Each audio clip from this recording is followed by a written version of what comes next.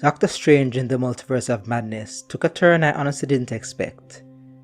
I liked it well enough, but there was something wrong with it. I made mistakes, and people were hurt. My friend, musical artist TRF, and I went to watch this Doctor Strange movie, and when we were leaving, he asked me what I thought. I didn't really know my answer then, but I think I do now. The thing is that it works on its own, meaning that it is fun and makes sense if you don't think about the other properties in the MCU. But it doesn't stand on its own. If you haven't watched Spider-Man No Way Home or WandaVision, you would probably be able to follow what's happening to some extent, but Multiverse of Madness is essentially a direct sequel of these two projects. And that's the problem. It's a bad sequel. And it's a bad sequel because it undoes what was done before. WandaVision is a show about grief, and unhealthy, even dangerous ways of dealing with that grief. Wanda is so devastated by the death of Vision, the love of her life, that she subconsciously creates a whole pocket reality where she can live out her life happily with Vision. It's not real, of course, and on some level she knows that. In a sense, the spell she casts on the town of Westview, the delusion she places them all in, is a spell she places on herself too. She isn't innocent, but neither is she completely guilty. And we see these two opposing viewpoints throughout WandaVision.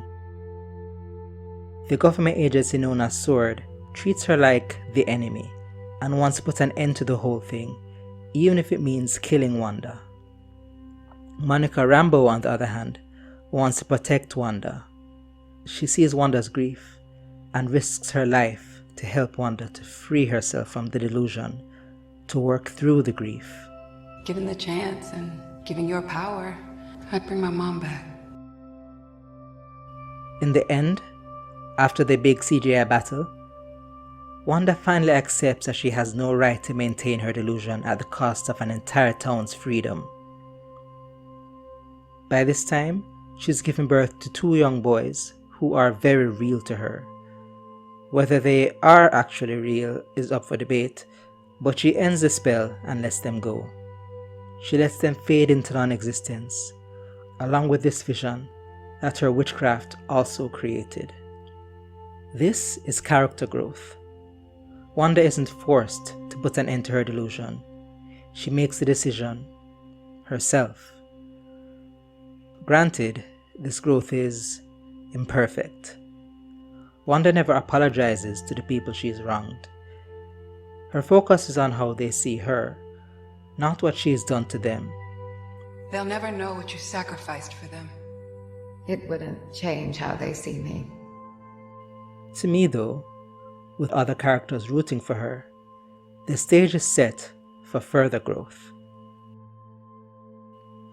And then, Multiverse of Madness. The trailers presented the conflict as something that was Doctor Strange's fault, a problem of his own making that he would have to fix with Wanda's help. Instead, Wanda is the antagonist, and she's bewitched herself again into fighting for something that isn't real, isn't rightly hers. This time though, she kills for it, over and over again. All the growth that Wanda has made in WandaVision is completely thrown out the window. This isn't all bad in itself, but the problem is that it happens off screen. We don't see her take these 2 steps back.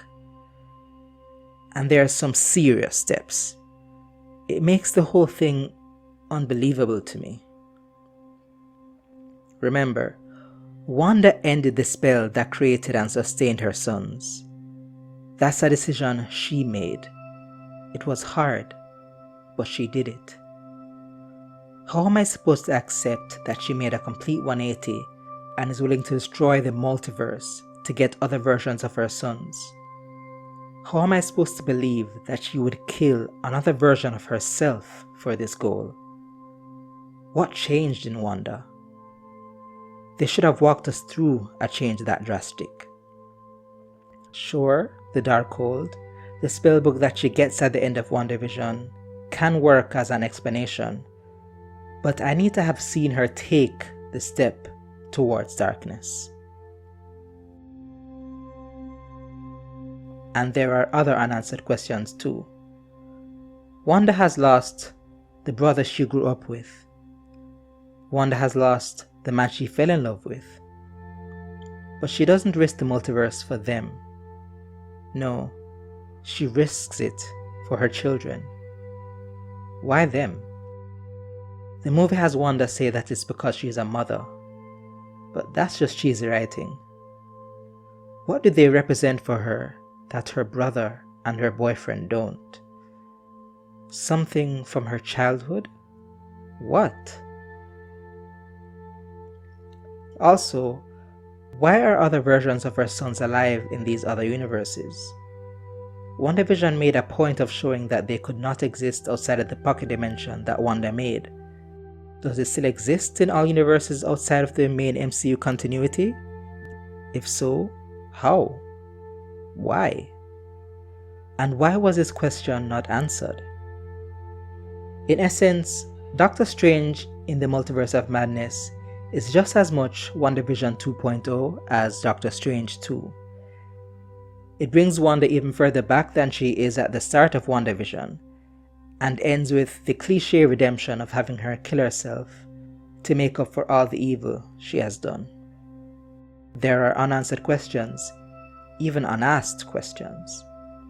This movie would have worked for me if it hadn't been so intricately connected to others, if it was meant to stand on its own. The problem isn't just with Wanda either.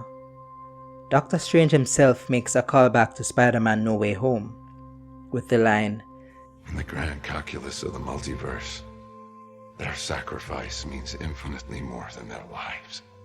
In the end, Doctor Strange decides not to make the sacrifice of an innocent life for the sake of the multiverse.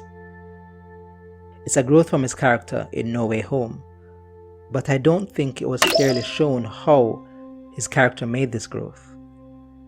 It's presented as him just being different from the other versions of him in the multiverse. But this same version of Strange would have let the characters in No Way Home die in order to save the multiverse. So, when and how did he change? What do you think though? Was this movie the natural progression of what came before in the extended MCU storyline? Or did it not do it justice? Let me know in the comments below. I've been Ken Kwame, and I'll see you next time.